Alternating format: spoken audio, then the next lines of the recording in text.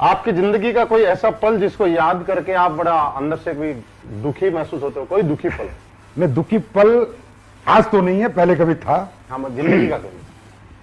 Sir मैंने जब networking शुरू करी ना तो मैं आर्मी में था। अब फौज की सरकारी नौकरी ना मैंने लाइन लगा के छुड़वाई, लोगों की बहुत नौकरियां छुड़वाई।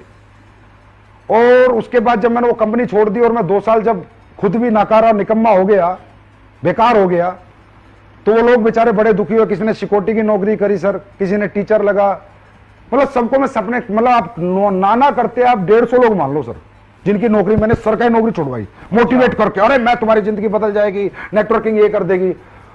और जब वो लोग कामयाब नहीं हुए ना सर, तो उनको फेस करना, उनसे बात करना मेरे बस की नहीं था। और मैं अपने आप को बड़ा दुखी महसूस करता था कि साला तूने तो पैसा कमा लिया, इनकी जिंदगी बर्बाद क्यों करी। तो मेरे जीवन में सबसे दुखी पल वही था सर। अब तो नहीं है, क्योंकि वो सब लोग कामयाब हैं। इसी के अपोजिट एक सबसे खुशी का पल क्या है? कोई ऐसी चीज जो आपका शौक हो, जिस काम को करने में आपको बड़ा अच्छा लगता हो? मेरा सबसे सुखी पल यही है कि जितने लोगों को मैंने जीवन लगाया वो कामयाब हो गए। और सबसे अच्छा सुख मुझे मिलता है तो जो लोग मेरे को डीपली जानते हैं वो बता सकते हैं, लोगों की सेवा करने में मिलता है, लोगों को प्यार बांटने में मिलता है, किसी दुखी की मदद करने में मिलता है, किसी गरीब की मदद करने में मिलता है। शायद ऐसा कोई व्यक्ति ना हो जिसका मैसेज मेरे फोन पे और उसकी मैंने मदद ना करी हो आज तक। मतलब मुझे जनता की भलाई में मतलब जो मजा आता है वो किसी में भी नहीं आता। बेस्ट है मेरे लिए। मतलब I am 100% satisfied person in my life with my ethics and with my values and with my principles की मैं जैसे काम करता हूँ, जैसे जिंदगी जीता हूँ, मैं बेहतरीन जिंदगी जीता हूँ। वो हेलीकॉप्टर, याट और पानी के जहाज वो मुझे कुछ नहीं बनाने, मुझे लोगों की जिंदगियां बनानी है। मैं बनाता रहूंगा, मैं लड़ता रहूंगा, मैं चलता रहूंगा, कुछ भी हो जाए।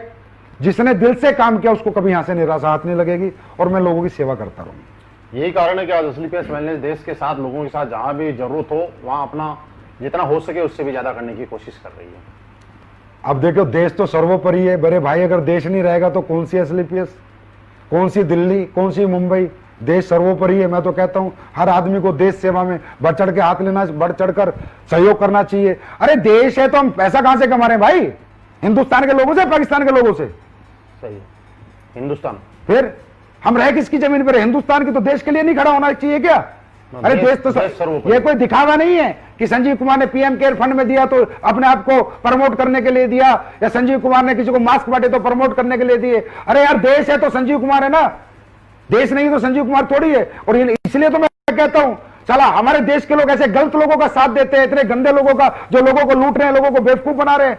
अरे हिंदुस्तान के लोग इन्हें क्यों लूट रहे हो? ऐसे निकम्मे लोगों से सबसे मैं कहूंगा कि जो भी लोग देश के साथ गद्दारी करते हैं, और गद्दारी में क्या है? गलत चीजें बेचना, मिलावटी चीजें बेचना, गलत वादे करना, गलत धोखा देना, मोटिवेट करके आडंबर में फंसा के रखना।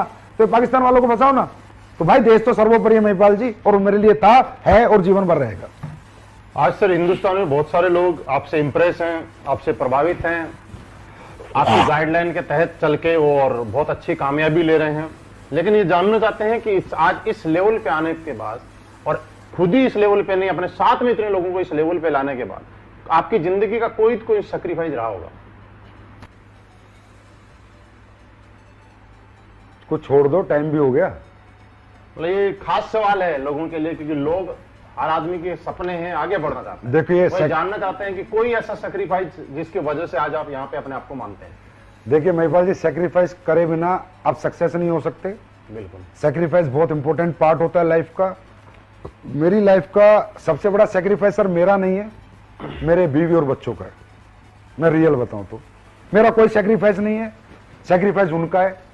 क्योंकि जब मैं असलीपीएस वेलनेस को 9 नवंबर 2014 को बना रहा था तो मैं जयपुर रहता हूं। बेसिकली मेरा घर परिवार सब जयपुर रहता है। ओके।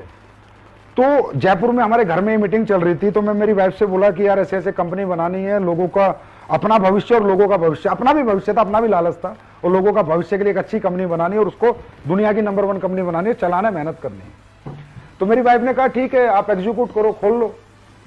तो मैंने मेरी वाइफ से कहा कि यार देख जयपुर में नहीं बात बनेगी, मैं कंपनी दिल्ली खोलूंगा। तो वो एकदम शॉक्ड हो गई, बोली आप दिल्ली क्यों खोलोगे? मैंने कहा यार अगर मैंने जयपुर में कंपनी खोली तो कहीं ना कहीं एक जिम्मेदार पति के नाते तेरे सारे काम करने पड़ेंगे, और जिम्मेदार पिता के नाते बच्चों की मीटिंग वीटिंग ये वो फलाना ढिमका जाना पड़ेगा। और ये कंपनी नहीं है, ये लोगों की लाइफ लाइन होती है। MLM कंपनी नहीं होती, लोगों की जिंदगी होती है, क्योंकि लोग बहुत बड़े सपने लेके सर यहाँ आते हैं, बहुत बड़ा भविष्य यहाँ देखते हैं। कंपनी की छोटी सी गलती पे उनका भविष्य खत्म हो सकता है। तो मैंने कहा मेरी वाइफ से, उसका नाम पूनम है, मैं पूनम या तो मैं एक काम शुरू नहीं करूंगा, करूंगा ना तो पूरा पागलपन से करूंगा, पूरा डेडिकेशन से करूंगा।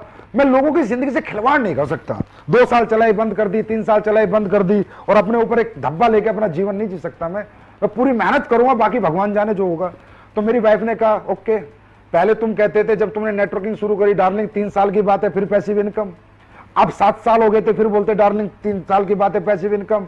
अब उस टाइम पे हो गए थे महिपाल जी 2014 में मुझे 7 साल, सारा टाइम मिला के बोला अब पैसिव इनकम, अब तो साथ रहो, 7 साल से तो आप मेरे साथ नहीं हो। मैंने कहा बस 5-6 साल और दे दें फिर पैसिव इनकम, एक डेट और दे दी, एक डेट और दे दी। तो उसके बाद से हमने कंपनी दिल्ली खोली, क्योंकि दिल्ली में ट्रांसपोर्टेशन अच्छा था, लोगों का रीच ऑफिस के लिए अच्छा था, सुविधाएं अच्छी थी। और उसके बाद ना मुझे दिन रात काम करने का मौका मिल गया। और मुझे ही नहीं, मेरे साथी जो डायरेक्टर है अमित जी और माम चंद जी, इनके 20 बच्चे भी छुड़वा दिए। मगर बेटा तुम भी अपने 20 बच्चे दूर रखो, 3 साल तक तो कोई 20 बच्चे लाएगा ही नहीं कम से कम। हर आदमी रात के 2-2 बजे तक काम करेगा, 4-4 बजे तक काम करेगा, दिन रात काम करेगा। बीवी को बोला अब जिम्मेदारी तुम संभालो, हम कंपनी संभालते हैं। तो थैंक्स टू ऐसा परिवार, ऐसे बीवी बच्चे भाई, जिसकी वजह से आज मैं दिल्ली में रहता हूं सर। महीने में 1 दिन अपने घर जाता हूं, पिछले 6 साल से ये हालत है, कभी कभी 3 महीने में जाता हूं। तो मैं तो थैंक यू करूंगा मेरे